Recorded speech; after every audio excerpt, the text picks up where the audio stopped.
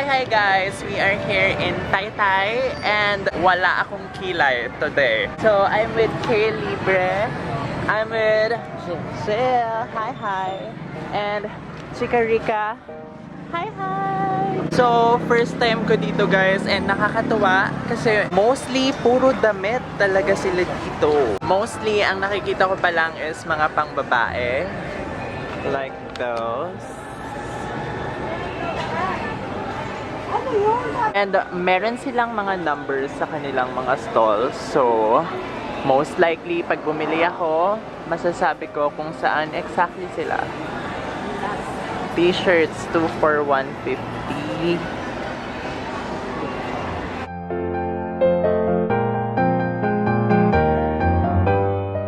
Wow! So, meron dito guys, mga sexy shorts. Cute naman ito. Lahat ng shorts dito sa stall na to is 50 pesos lang. Stall number 155. So guys, meron akong nakitang mga dresses na malalaki. Perfect sa aking mommy. Kasi mostly dito sa Taytay, maraming mga pambabae. So bibilhan ko na lang yung mommy ko and yung sister ko. This is stall 196. Yung blouse na din, 75. 75. Yeah, 75 din. 75 din yung ganito guys. Eto te. Ayan, 150. 150. Eto te. 160 po. Pagka 150 po. 160. Maganda siya guys. At ang tela niya ay crepe. No? Fashion terms.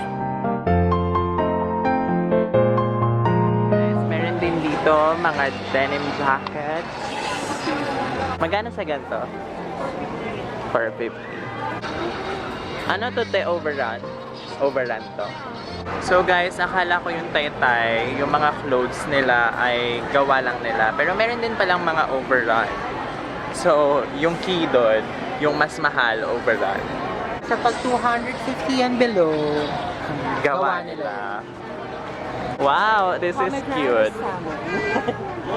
Sobrang lambot ng tela. kilala mo yun? Oo. Hi, Kendrick Life. Magkano sa ganito? 130. Ang cute po ah. Ito.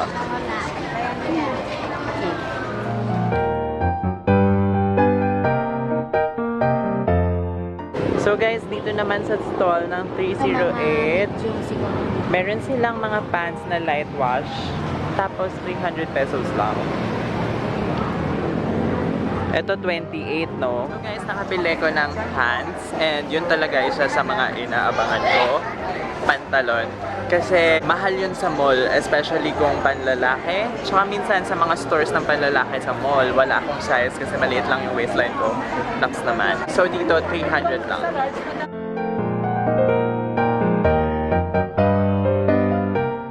Daw to. Depende sa size eh. So, ito siguro mga 20. Magkano rin ganito, madam? 60 daw. 60. Tapos yung ganito 10. Yeah. Wow, mas mura sa Taytay kasi sa Divisoria. Magkano to sa Divisoria?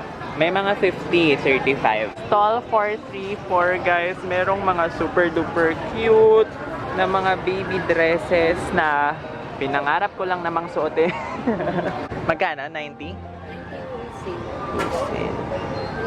Ang cute naman nun. Oh my gosh guys. Tignan nyo to oh. Meron siyang emblem sa harap, tapos tutu. Ito lang mga makeup dito sa Taytay guys.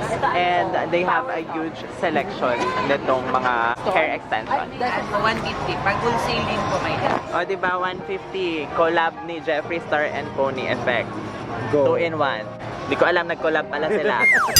Hi! Welcome back to About Craft. So yes, nakita nyo naman sa intro ng video na to na the-virginize na po ako sa Taytay.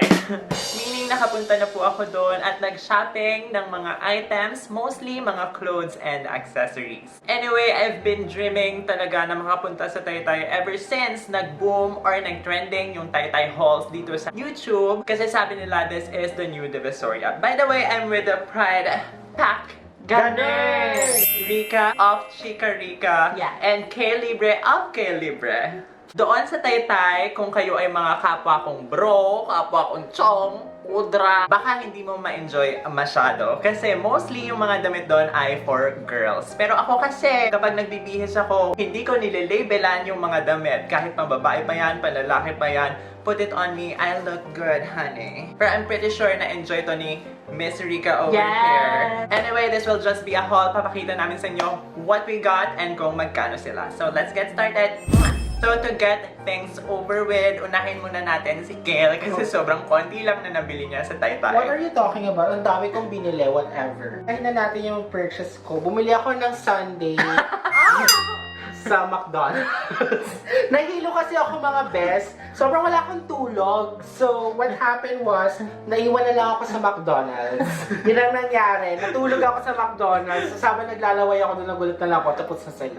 Sobrang init kasi talaga sa Taytay, guys. Especially kanina, 2 p.m. kami nagtaytay. So, Takot na takot nga sila kasi baka bigla na lang ako doon, mahimatay. Anyway, ito yung mga pinamili ko, super dami nila. Actually, this is 12 pieces. Meron akong patches! Yay! Walang kwentang patches! Kasi, the reason why I didn't buy clothes, kasi mataba ako ngayon and bala ko magpapayat. So, parang it defeats the purpose. Ayokong gumastos. Oh. So, ito na lang muna yung ginawa ko para ilagay sa mga damit na gagawin ko in the future or lalagay ko sa accessories and whatnot. So, ang cute-cute nila, tinangin na lang, ayan, ayaw mag-focus. merong current theme na nangyayari. Merong lollipop, merong mushroom. Ano to, Kel? Yan yung mga masarap. At meron pang ice cream ko. Oo, diba? At lahat sila masarap Dilaan. Truth! Ay, meron din akong saging. Ayan. Kompleto sa Kompleto na regalo. ang pride pack. Anyway, ang favorite ko sa kanila lahat is this planet na patch. Kasi... It reminds you of Planet Romeo. No! What's Planet Romeo? I don't know that. Ako din, hindi ko alam. Mahilig kasi ako sa anime, tapos meron isang character doon na may planet doon sa shirt niya. So parang gusto kong i-kinda replicate. So, Yes, honey. ito talaga yung pinaka-bet ko sa lahat. These are all for 10 pesos each. So, it cost me 120 pesos. Yun lang ang binili ko. Yay! Bye, Kel. Bye! Alis na ako. Bye! Bye! Anyway, now that Kel is out, Finally! medyo maluwag na at medyo mabango na. Joke! Anyway, the first thing that I got, I'm wearing it, guys. Ito siya, cap na Hello Kitty. Sa panaginip ko lang to nakikita. Pero hindi ko akalain na merong ganito in real life at nakita ko siya sa Taytay for only 80 pesos and super duper cute siya. And it's super rare na yung mga pang-girly na caps kasya sa ulo kong malaki. So doon, meron sila nitong adjustable. I don't know kung anong tawag dito, but baseball cap thingy. Yung parang kay James Charles na pwede mong i-adjust. So yes, kahit anong size ng ulo mo, kasyang-kasya to sa'yo. Oh. Ang una kong biniling gamit ay very pambahay shorts na feeling ko kasi na pwede ko siyang gamitin panlabas as well. Because ito naman yung uso ngayon, di ba? Yung Yeah. parang cotton na shorts. So I got one in army green. And I got one in gray. Kasi yung style peg ko as a person, when I go kasi to Taytay, I always try to come close to my brand. And my brand kasi is Girl Next Door Sporty Chic Realness. Yes, Yan. model basics, yes. casual Very wear. basic lang ako manamit. So yun, so ito, I got these two for 150 pesos, so 75 pesos each. So, feeling ko naman panalo, although, medyo na-disappoint ako. Because, it's not high waist pala. And I was expecting it to be high waist. Pero, ano naman, hindi naman sayang kasi magagamit ko pa rin naman siya sa bahay and I can make it work. And for the price, oh my gosh, super mura indeed. Pag nakita mo yan sa H&M or any other stores sa SM, 600 plus. True. Anyway, moving on to the next item that I got this shorts. And yes guys, sinusuot ko sila lahat kasi syempre, hindi ka pwede magsukat sa Taytay. So, once I get home, sinusukat ko na sila. And this is for only 140 pesos. And meron na siyang ganito, adjustable. Pwede mong sikipan, pwede mong luwagan, and everything. And super duper comfortable niya. Like, makakahinga talaga yung singit mo. And ang nakakaganda dito is hindi vertical yung lines niya, which is very unique. Siya ay horizontal. So, I hope lumapad yung puwet ko dito kasi wala akong puwet.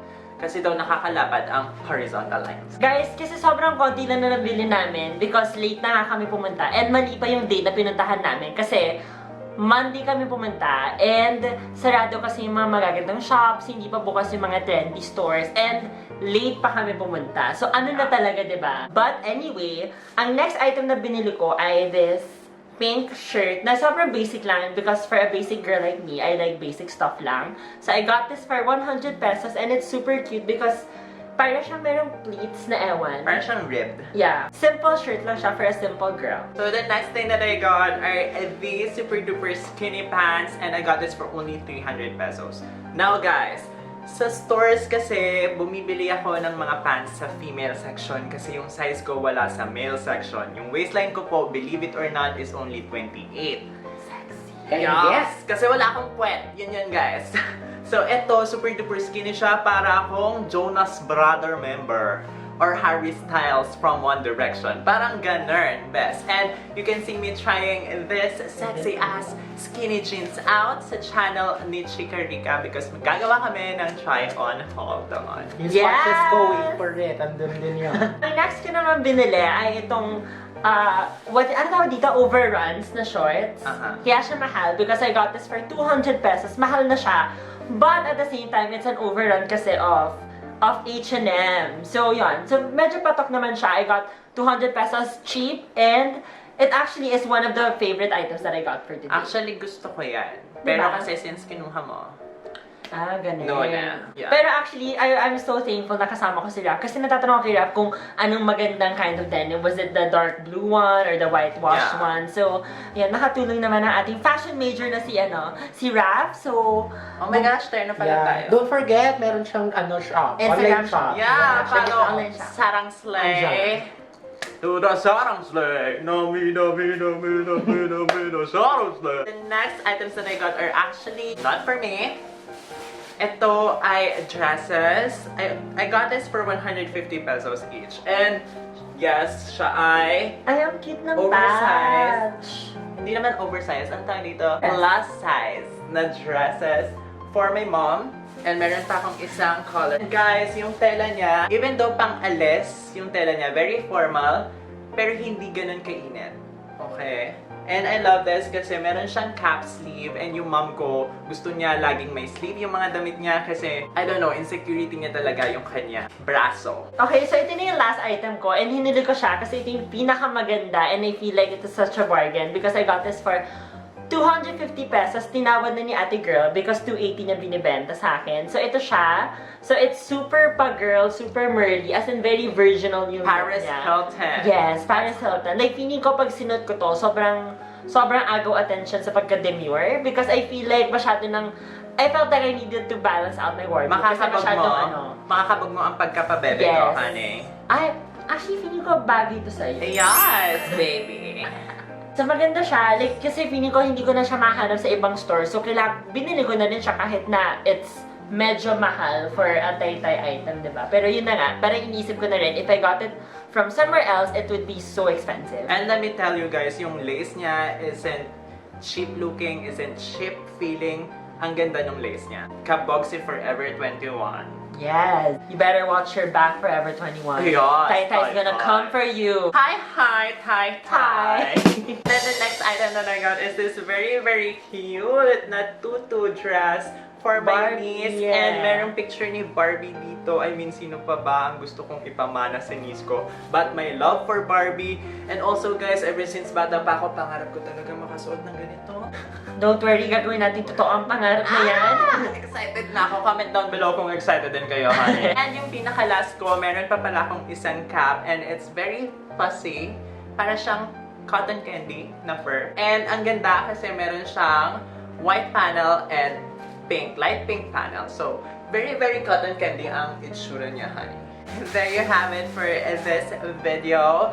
Now, I'm sure medyo bitin kayo kasi hindi namin sinukat. But honey, gagawin namin ang video na yon in Rica's channel. It's Chika Rica. Yeah, and also check my vlog on my channel nung nandun kami sa Taytay. Yes, Kale Libre. Kung gusto niyo yung mga moments na mahihimatay na si Ay, Kale. nako, just joke. So there you guys have it. And see you guys again on my future videos. Mwah! The sky is all violet, and if I'm taking shotgun, let me ride it. with you, with you.